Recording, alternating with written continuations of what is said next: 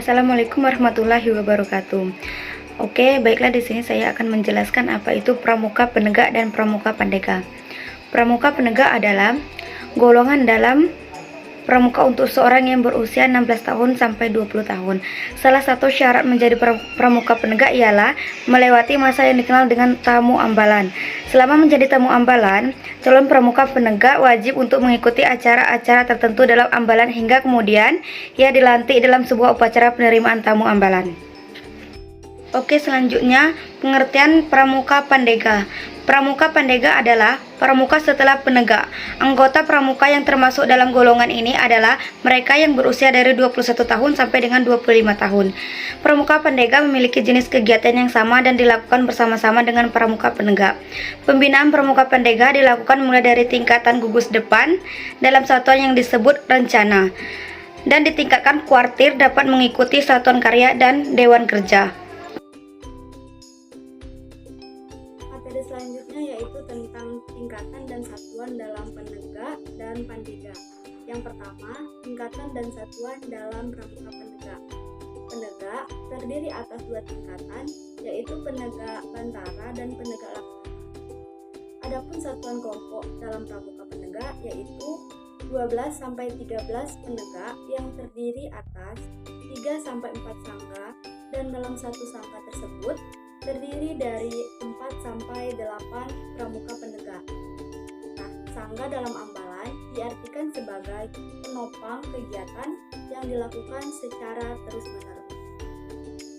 Sangga juga diartikan sebagai rumah yang kecil atau gubuk, saung, sebagai tempat untuk merencanakan berbagai kegiatan. Setiap sangga dipimpin oleh pemimpin sangga dan wakil pemimpin. Dan dalam suatu ambalan dipimpin oleh seorang pemimpin atau yang disebut sebagai ketua pradana.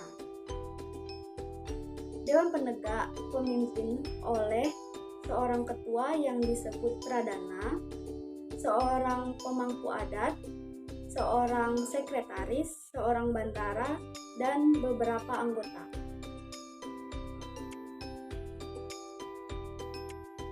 Selanjutnya, tingkatan dan satuan dalam pramuka pandega.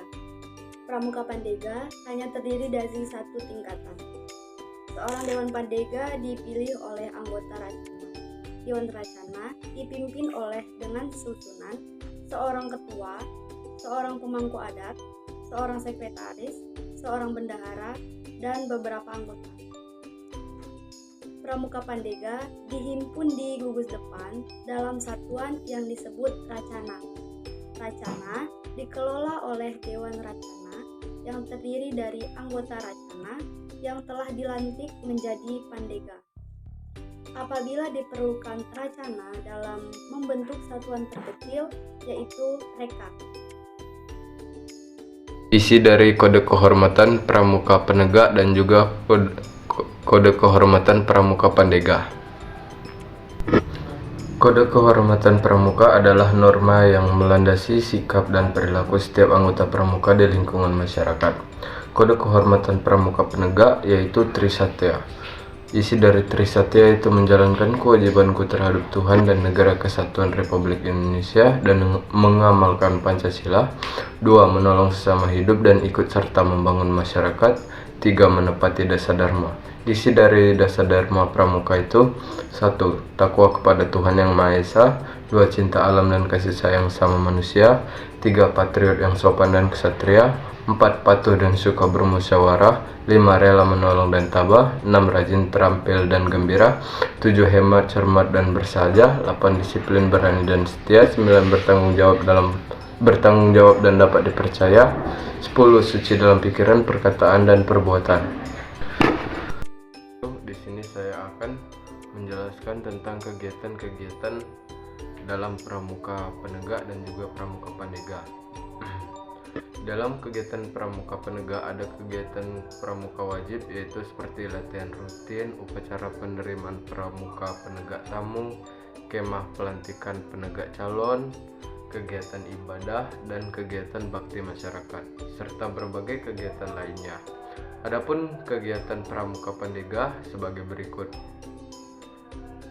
Kegiatan Pramuka Pandega sama dengan kegiatan Pramuka Penegak dan sebagian besar dilaksanakan bersama-sama. Berikut kegiatan Pramuka Pandega, yaitu latihan keterampilan kepramukaan musyawarah atau dewan kerja maupun di rencana, asah nalar, geladian pramuka satuan atau dian pinsat, raimuna atau ravermut, perkemahan wirakarya atau community development camp, perkemahan bakti atau sama dengan perkemahan wirakarya tetapi merupakan acara satuan karya, jambore on the air atau jota, dan juga jambore on the internet atau joti.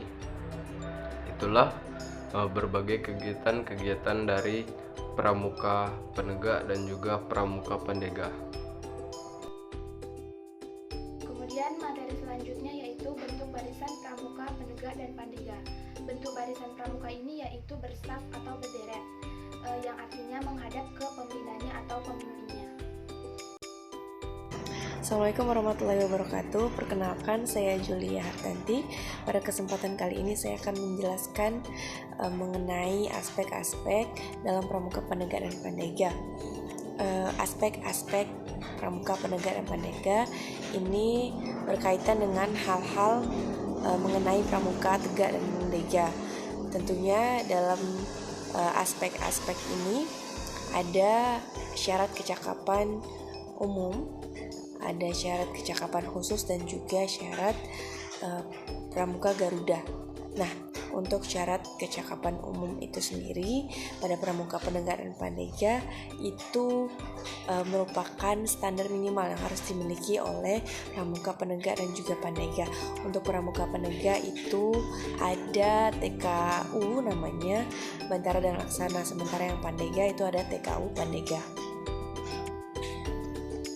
Baiklah, selanjutnya adalah syarat kecakapan khusus atau SKK. Nah, SKK ini dimiliki oleh seorang pramuka yang memiliki kecakapan dan dapat mempertanggungjawabkan kecakapan yang dimilikinya. Dalam SKK terdapat tanda kecakapan khusus, di mana TKK ini memiliki beberapa bidang, diantaranya adalah bidang spiritual, bidang seni budaya, bidang keterampilan, bidang kesehatan, dan juga bidang sosial. Nah, baiklah.